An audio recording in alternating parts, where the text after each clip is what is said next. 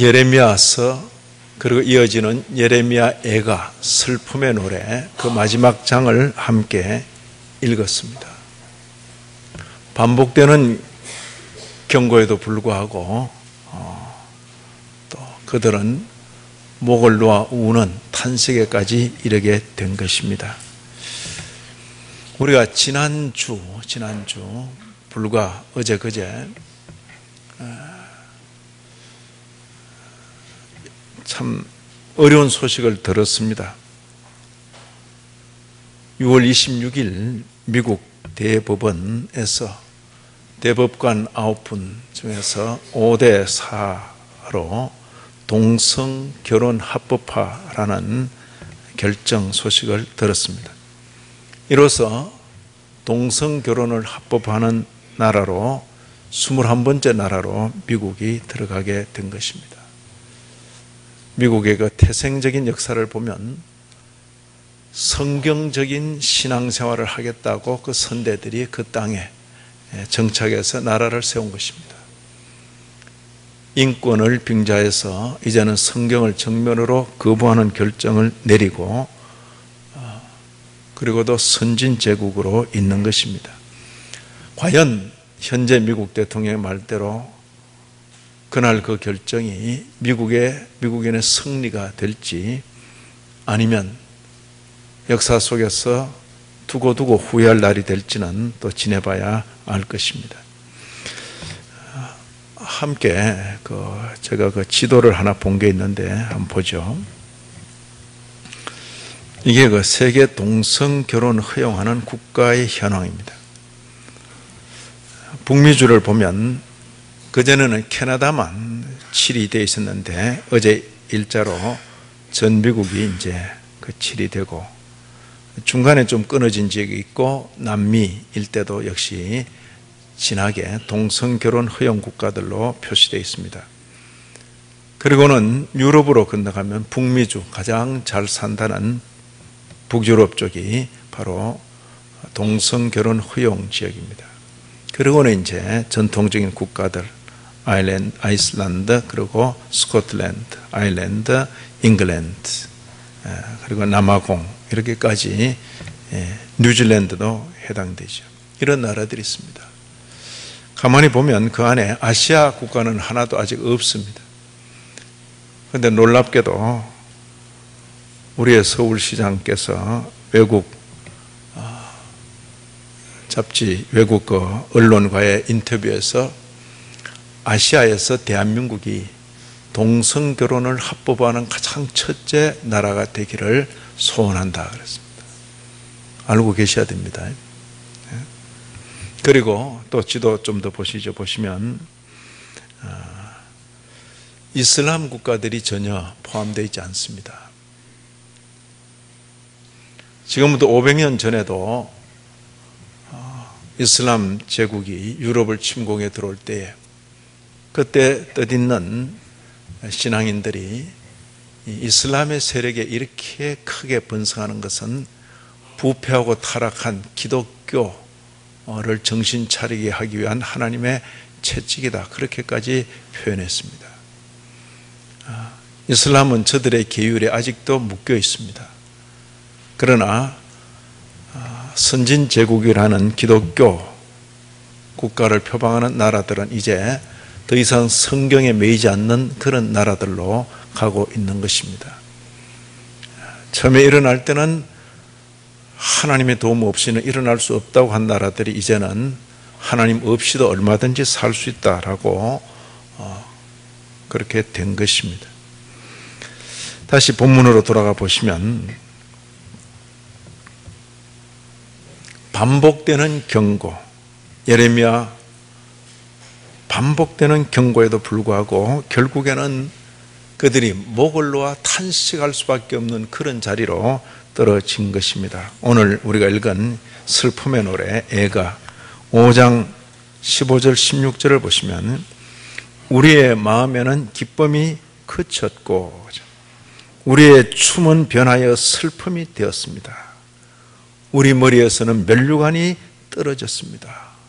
그죠? 그들의 상태를 그렇게 노래한 것입니다. 이러한 그 탄식의 자리에 이르기까지 그들의 비참한 현실을 오늘 1절부터 우리가 읽을 수가 있습니다.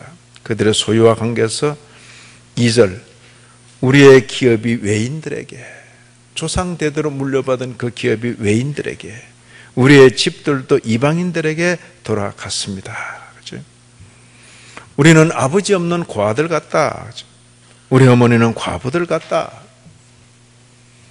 자기 땅에서 마실 물 한 모금을 위해서 은을 갖다 바쳐야만 물 한 모금을 마실 수 있다. 그렇죠?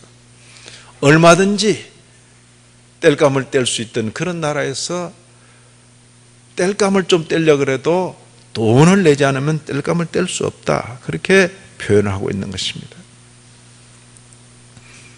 그리고 8절 9절을 보시면 전부 뒤집어져 버렸습니다. 전에 우리 지배를 받던 종들이 우리를 지배하며 그들의 손에서 건져낼 자가 없습니다. 굶주린 배를 채우기 위해서 광야에서 먹을 것을 구하는데 거기도 칼이 있기 때문에 죽기를 무릅써야 양식을 얻습니다. 물 한 모금 마시기 위해서 은을 갖다 바치고 굶주린 배를 채우기 위해서 죽기를 각오해야 됩니다. 그게 망해버린 그 나라 유다 선민의 현실인 것입니다. 뿐만 아니라 10절을 보시면 그들이 육체적으로 얼마나 시달려 있는지를 볼 수 있습니다. 굶주림의 열기로 말미암아 우리의 피부가 아궁이처럼 검습니다. 굶주림의 열기로 말미암아 우리의 피부가 아궁이처럼 검습니다. 많이 굶고 자주 굶게 되면 얼굴이 피부가 검어진다 하는 것도 우리가 이렇게 보는 것입니다. 4장 7절 8절을 보면 바로 그 내용과 조금 연관이 되는 4장 7절 8절입니다. 바로 앞장입니다. 전에는 존귀한 자들의 몸이 눈보다 깨끗하고 젖보다 희며 산호들보다 붉어. 멋있죠? 어떻게 이렇게 표현했을까? 그죠? 존귀한 자들의 몸이 눈보다 깨끗하고 젖보다 희며 산호들보다 붉어. 그들의 윤택함이 갈아서 빛낸 청옥 같더니. 대단한 묘사죠. 이제는 그건 전입니다. 예루살렘 유다가 건재할 때에 예루살렘 유다의 선민들의 그 모습을 이렇게 묘사했습니다. 그러나 이제는 그들의 얼굴이 숯보다 검고 그들의 가죽이 뼈들에 붙어 막대기같이 말랐습니다. 그들에게는 더 이상 경고가 아니고 구체적인 현실이죠. 현실. 뿐만 아닙니다. 전화에 시달리게 되면 여성들이 견딜 수가 없는 것입니다. 다시 5장 11절을 보시면 대적들이 시온에서 부녀들을 유다 각 성읍에서 처녀들을 욕보였나이다. 전쟁이 나면 여인네들은 전쟁 났는데 화장하고 뭐 예쁜 옷 입고 다니고 이런 정신 나간 여인. 전쟁 나면 여인네들은 얼굴에 수철 머리를 풀고 반 미친 사람처럼 있어야 혹시 살아남을 수 있을까? 여성이라는 그 자체가 이렇게 어려움을 겪는 것입니다. 우리는 글자를 읽지만 그때 그들에게는 현실이었다. 현실. 이들이 누굽니까? 하나님의 선민, 다윗의 후예, 예루살렘 성전을 출입했던 그 사람들이 바로 이 땅 위에서 그런 경우를 당한 것이죠. 이 일이 이렇게까지 된 원인, 이 일이 이렇게까지 된 원인, 마치 하나님이 계시지 않는 것처럼 그렇게 느껴지는 이런 세상, 그들은 알고 있습니다. 여기 16절 마지막 부분을 보면 오호라 우리의 죄, 범죄 때문입니다. 그 원인이 죄라고 고백하는 것입니다. 그 원인이 죄라고 고백하는 것입니다. 자, 그런데 도대체 어떤 죄들인가? 이렇게 물어야죠. 어떤 죄들인가? 물론 예레미야 전장에 걸쳐서 죄들이 많이 언급되어 있습니다. 오늘 가까운 앞뒤를 좀 살펴보면 이런 죄가 주류를 이뤘구나 하는 것을 느낄 수가 있는 것입니다. 5장 6절을 보시죠. 우리가 애굽 사람과 아수르 사람과 악수하고, 악수하는 게 문제가 있습니까? 애굽 사람과 아수르 사람과 악수하고 양식을 얻어 배불리고자 하였나이다. 그죠? 누굴 의지합니까? 하나님만 바라보고 하나님을 의지해야 될 그 백성들이 애굽을 바라보고 아수르를 바라보고 그렇게 그들의 의지했다. 그들의 안중에는 더 이상 하나님이 없는 거죠. 없는 거죠. 이 내용과 유사한 표현이 4장 17절에 있습니다. 4장 17절 함께 읽습니다. 우리가 헛되이 도움을 바람으로 우리의 눈이 상하며 우리를 구원하지 못할 나라를 바라보았나이다. 입으로는 하나님, 입으로는 예수. 실질적으로 마음에는 다른 것 의지하고 사는 우리 시대의 기독교인들, 우리들이 읽을 때 어떤 느낌이 없을까요? 그때 예루살렘 성전을 출입하던 그들, 말로는 하나님 섬긴다고 했는데 그들의 마음에는 애굽이요 아수르요, 자기들을 부욕해 못할 그 나라들을 바라보고 의지하고, 바벨론이 그렇게 좋더냐? 가서 실컷 살아라. 그게 마지막의 말씀이에요. 바벨론이 그렇게 좋더냐? 가서 실컷 살아라.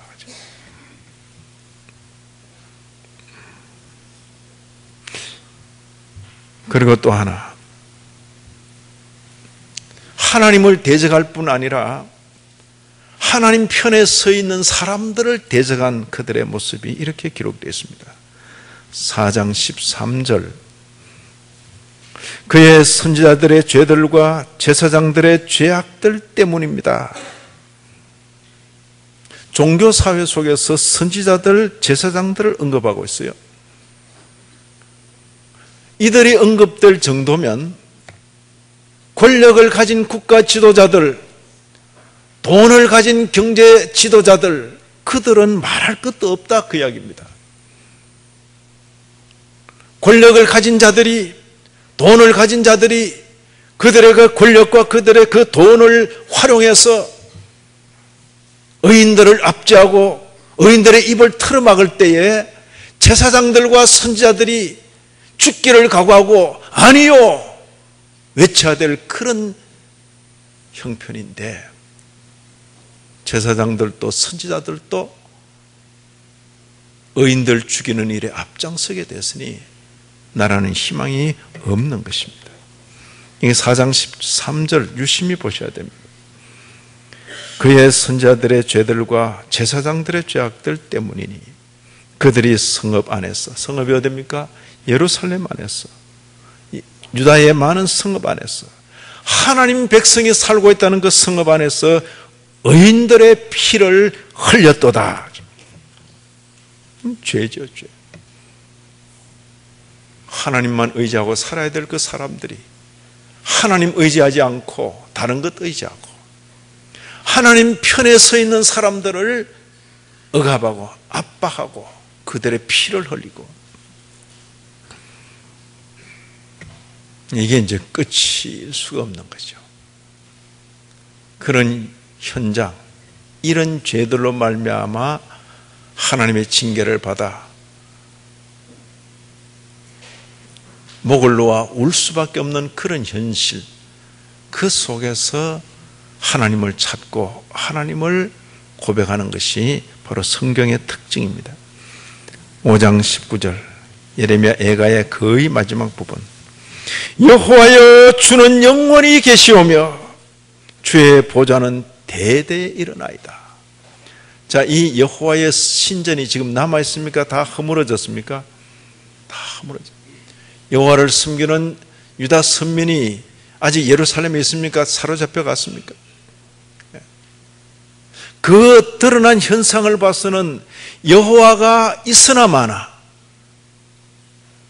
있어도 아무 능력이 없는, 그렇게 여겨지는 그런 형편이죠. 그러나 성경은 이게 끝이 아니라는 거죠. 이런 현실도 하나님께서 살아계셔서 역사하기 때문에 주어지는 현실로 그렇게 성경은 우리에게 가르치는 거죠. 여호와여 주는 영원히 계시오며, 이 끝이 아니라는 것입니다. 주의 보좌는 대대에 일어나이다. 목을 놓아 울 수밖에 없는 그 현장에서라도 하나님을 고백하는 것, 이것이 성경이 우리에게 가르치는 내용이죠. 하나님을 바라보고 모든 상황이 엉망이 되어버렸습니다. 어디서부터 손을 써야 될지 알 수 없는 그런 현실이지만은 선지자의 목소리는 하늘 우러러 간구하는 거죠. 간구하는 거죠. 여기 21절 마지막이죠. 21절 여호와여 우리를 주께로 돌이키소서. 그리하면 우리가 주께로 돌아가겠나이다. 아니, 돌아오면 되지. 회개도 하나님의 은혜 없이는 할 수가 없는 것입니다. 주께서 우리를 돌이켜 주옵소서. 그리하시면 우리가 주께로 돌아가겠습니다. 간구하는 거죠. 간구. 이것 달라 저것 달라, 우리가 이런 것 이거 회복시켜 주십시오, 저거, 이게 아닙니다. 어디서부터 시작해야 될지 알 수 없는, 다 그냥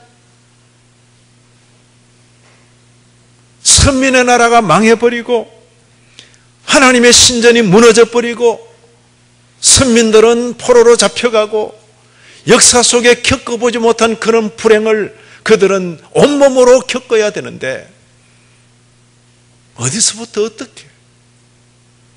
그저 기도는 하나지요. 하나님이여 우리로 하나님께로 돌이키게 하옵소서. 그래야만 우리가 하나님께로 돌아가겠습니다.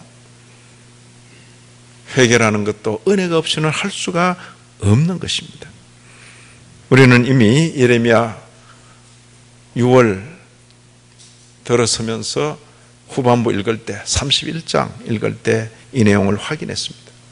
나를 이끌어 돌이키소서. 그리하시면 내가 돌아오겠나이다.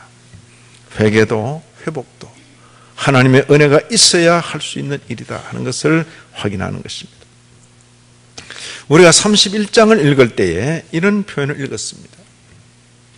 지금 눈앞에 일어나고 있는 현실을 보면 여호와 유다 백성들이 그렇게 살아있는 하나님이라고 섬기던 그 하나님 지금 없는 것처럼 보입니다. 있으나 아무 능력이 없는 것처럼 보입니다. 그의 신전은 무너지고 그 백성들은 포로로 잡혀가니, 그러나 선지자 예레미야를 통해서 분명히 하시는 말씀은 그 하나님은 여전히 살아계시고 깨어서 움직이시는 하나님이시다 하는 것을 분명히 선언하고 있는 것입니다. 예레미야 31장 28절의 내용입니다. 보라, 내가 깨어서 그들을 뿌리 뽑고 그들을 무너뜨리고 그들을 전복하고 그들을 멸망시키고 그들을 괴롭게 하던 것과 같이. 과거지요.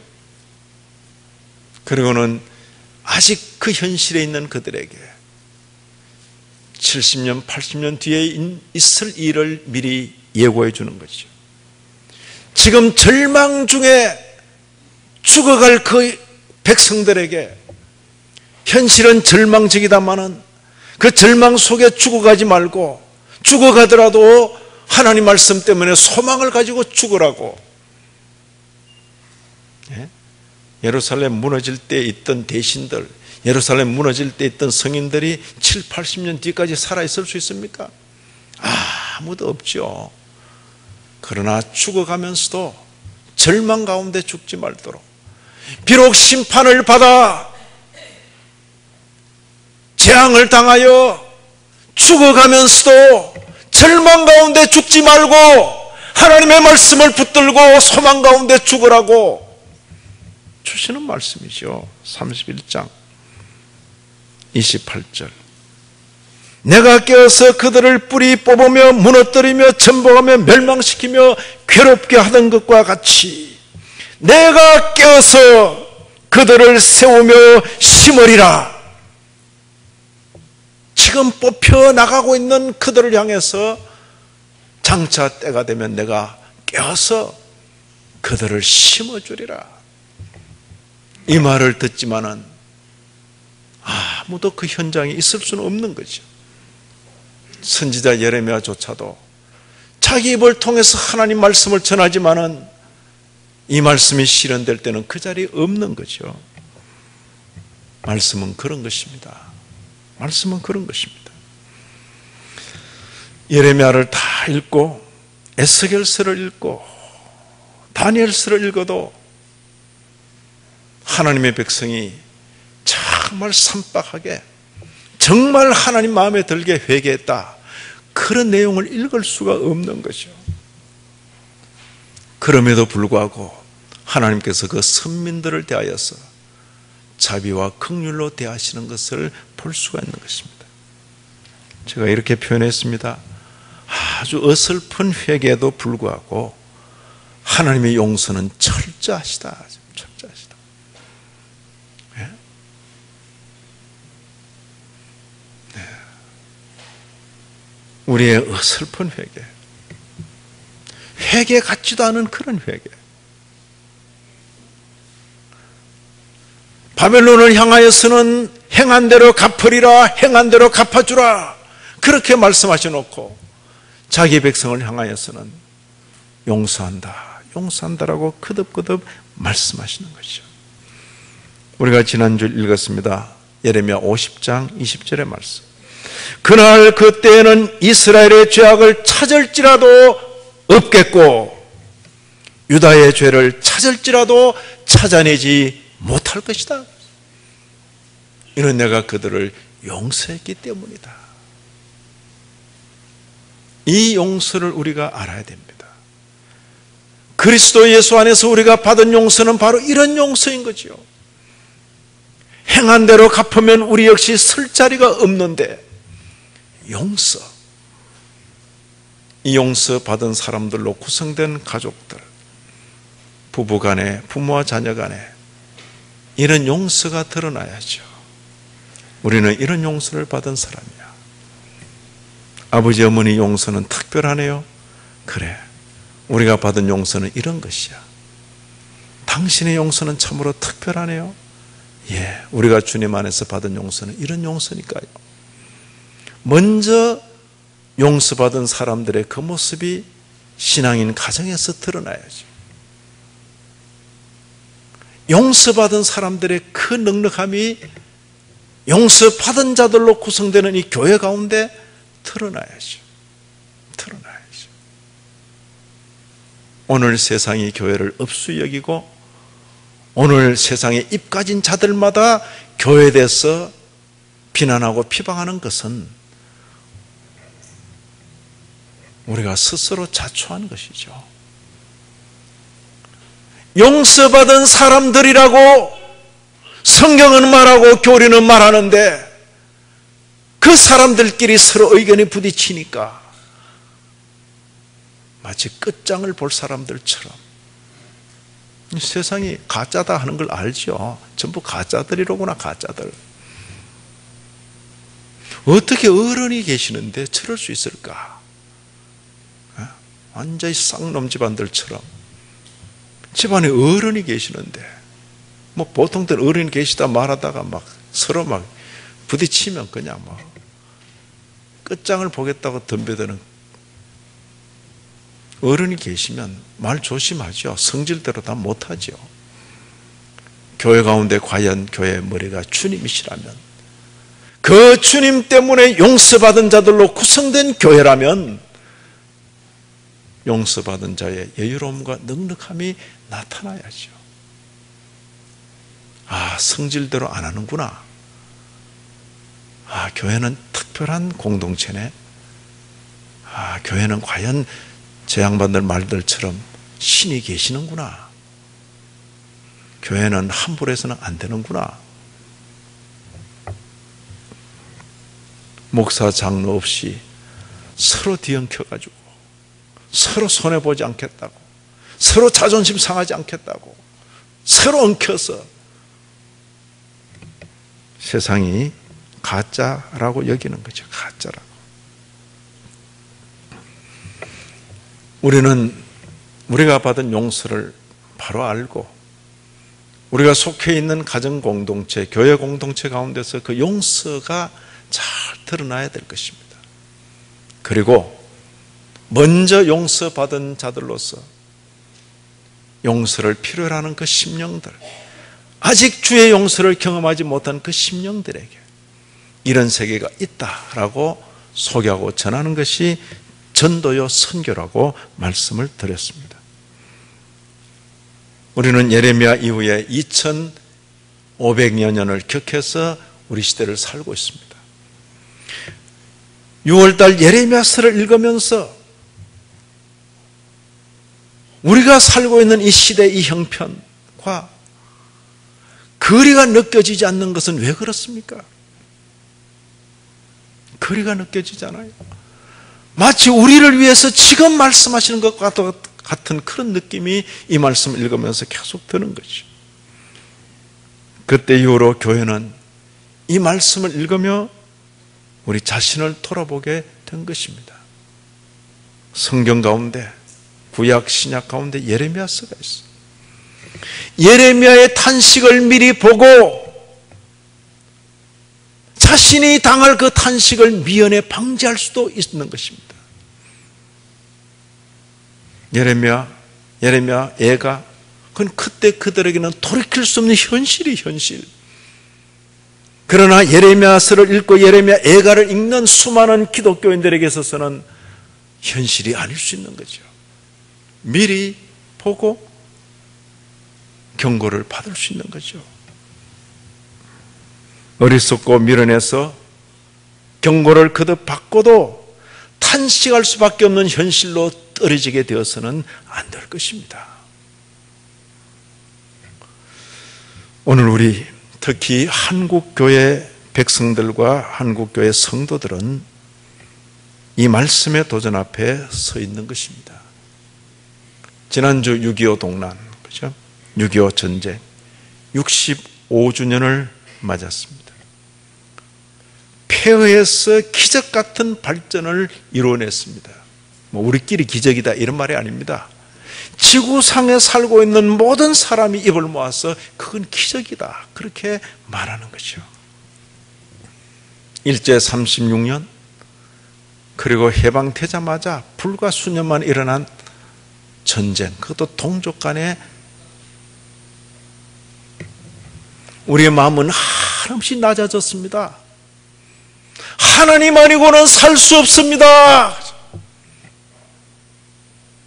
기독교인이 아니더라도 이 땅에 종교를 가진 사람에는 누구나 신의 도움이 없이는 살아갈 수가 없습니다. 그것이요. 낮아진 마음이 하늘의 도움을 요청하고 하나님의 도움이 없이는 살 수 없습니다. 이제 잘 살게 됐어요.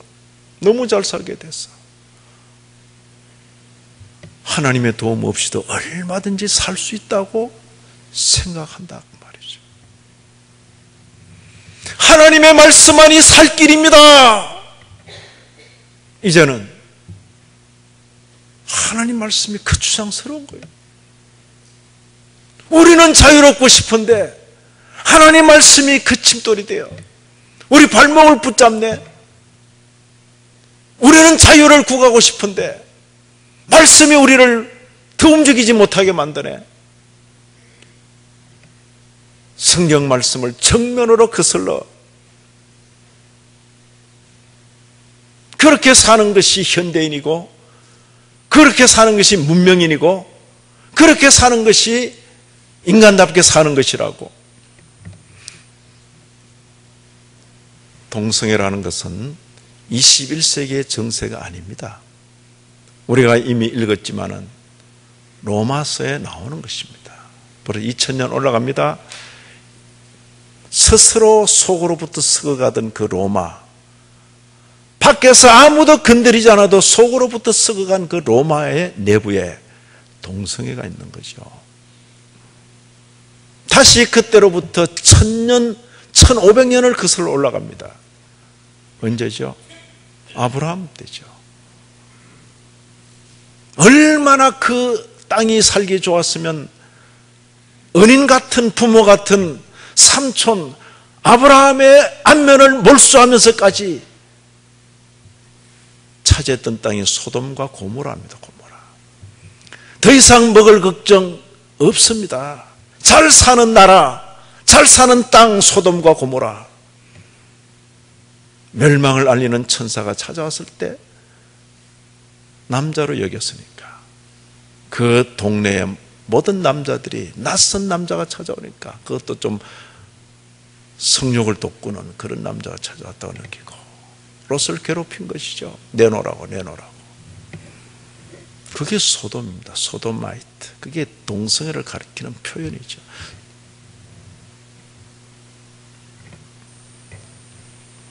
먹고 살기에 급급한 나라에서는 없습니다. 그런 거. 잘 먹고 잘 살고 이마에 땀을 흘리지 않아도 먹고 살게 되니까 속에 있는 악성이 극한으로 뻗어가는 것입니다. 네, 그런 경향을 두고 죄악시하고 그 사람들을 어떻게 할 수는 없습니다. 그러나 그런 경향 자체가 자연스러운 것이 아니고 악한 것이다 하는 것은 본인도 알고 그렇게 살아야 되는 것이죠. 교정을 받아야 되는 거죠. 그러나 이제는 성경을 정면으로 거스르고 정면으로 거슬렀어요.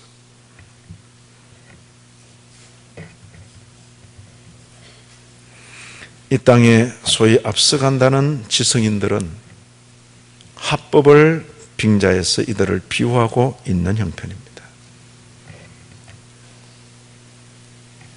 아시아권에서 대한민국이 동성애를 합법한 가장 처음 나라가 되게 하고 싶다.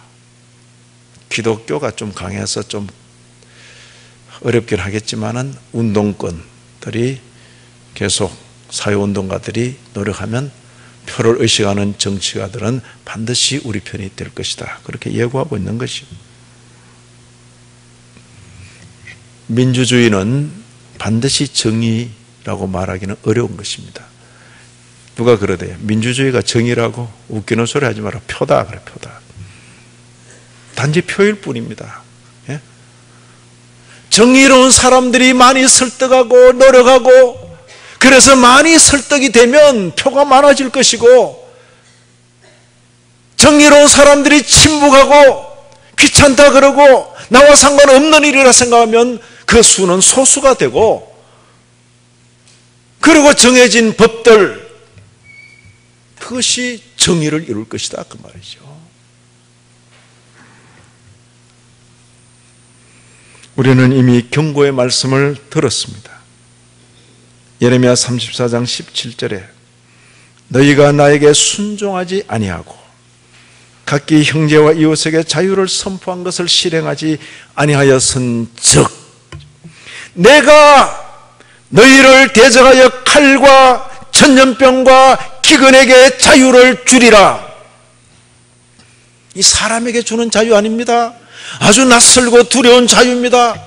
칼에게 자유를 주고 전염병에게 자유를 주고 기근에게 자유를 주겠다. 이 지구상에 잘 사는 나라 이 대한민국에 메르스가 웬 말입니까? 메르스가 예? 이렇게 어처구니 없는 일이 있을 수가 있습니까? 전염병 우리는 이 구절을 읽을 때 웃었지요. 뭐 전에도 그때도 전혀 눈에 안 들어왔죠. 그러나 금년에는 부인할 수 없죠. 전염병에게 자유를 주겠다. 남한 땅의 댐만 해도 수십 개가 됩니다. 그죠? 크고 작은 댐들이 이제 더 이상 홍수 가뭄 걱정 없다. 홍수 걱정 없다. 홍수는 조절할 줄 아는데 가뭄을 조절할 줄 몰라 이게. 예? 이제 여름 앞두고 장마철 앞두고 큰 비가 올 줄 알고 물 다 빼놨는데 비가 안 내려. 비가 물이 없어요.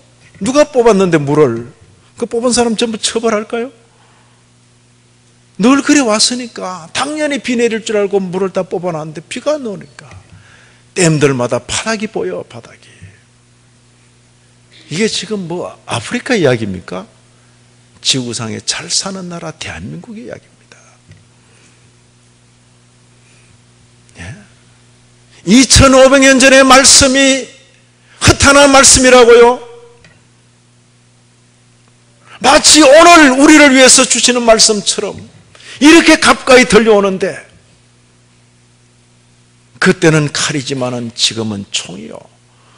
총을 넘어 각양신 무기가 되고, 그리고 가장 두려워하는 핵무기도 될 수가 있는 거지요.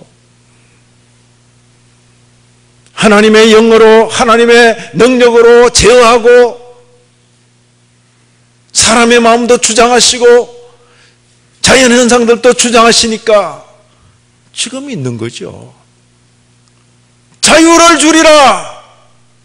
기근에게 자유를 주고 천년병에게 자유를 주고 칼에게 자유를 주리라.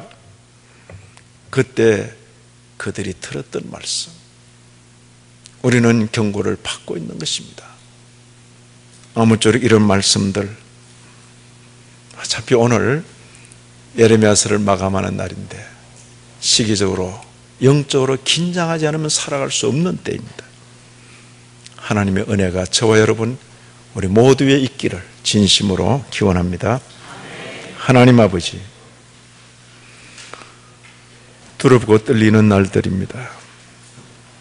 주의 말씀의 경고가 우리 귀를 통하여 뇌수에 새겨지며 우리 심장에 새겨지게 하여 주옵소서.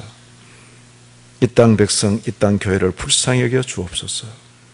예수님 이름으로 기도 올리옵나이다. 아멘.